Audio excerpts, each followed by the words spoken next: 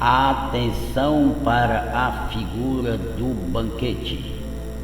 O reino começará logo após o banquete, ou seja, o encontro dos noivos. O rei chama os seus convidados para o grande banquete. No chamado do rei, ele descreve duas qualidades personificadas dos remanescentes, que receberam o convite para o banquete, ou seja, as bodas do Cordeiro. Estes são qualificados metaforicamente como ovelhas benditas e bodes malditos.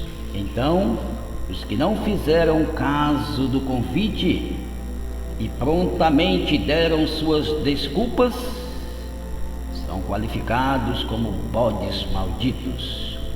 Vale salientar que este vocábulo bode representa os rebeldes que desprezaram os ensinos do rei e não acolheram os anjos, mensageiros das boas novas. Lembrem-se que estes dois povos, chamados pelos nomes simbólicos de ovelhas e bodes, são o povo predestinado pelo Eterno para a vida eterna. Não tem nada a ver com as religiões da terra, mas toda essa história se refere apenas aos eleitos para a vida eterna. Romanos 6:23.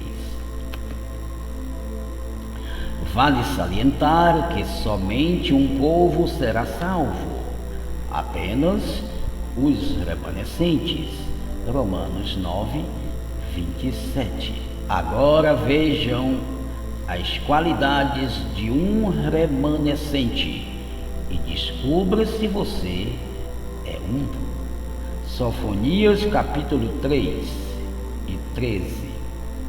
Os remanescentes de Israel não cometerão injustiça, não mentirão, nem se achará engano em suas bocas.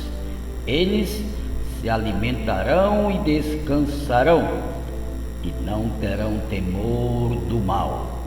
Estes remanescentes foram comprados dentre os homens e estarão no Monte Sião com seu rei Yeshua HaMashiach. Apocalipse capítulo 14, verso 1 a 6. Vale lembrar que remanescentes não pertencem a nenhuma religião da terra, porém muitos remanescentes estão dentro das religiões da terra até descobrirem o seu Salvador e Rei, Yeshua HaMashiach. O termo remanescente significa o que sobrou das religiões, tanto judeus como gentios.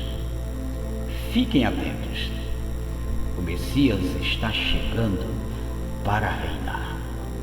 Mas antes de sua vinda, observemos o que Paulo revela para nós outros em 2 Tessalonicenses capítulo 2.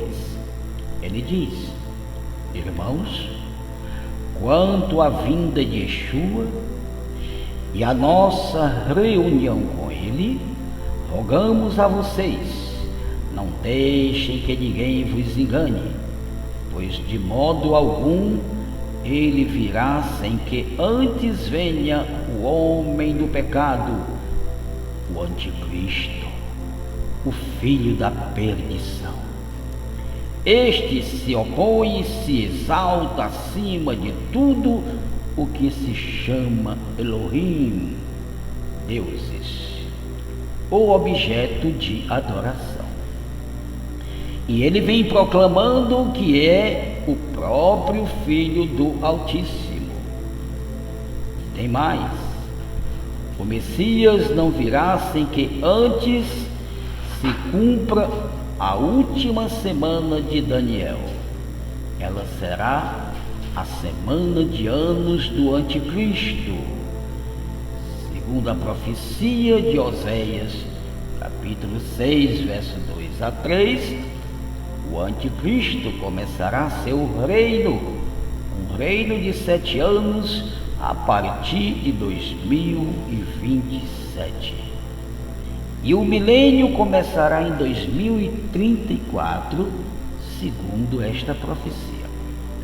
Quando o imperador mundial começar a reinar, durante 3 anos e meio do seu governo, haverá paz em toda a terra. Vocês se lembram da profecia de Paulo em 1 Tessalonicenses capítulo 5 e verso 3? Quando disserem paz e segurança, a destruição virá sobre todos de repente, como as dores de parto à mulher grávida, e de modo nenhum escaparão. Mas no início dos últimos 3 anos e meio, o Anticristo manifestará sua outra face ao mundo e realmente revelará quem ele é de fato e para que veio. O intuito dele é matar os remanescentes do Senhor, que estão em toda a face da terra. Veja o que está escrito dele em Apocalipse capítulo 13 e verso 7.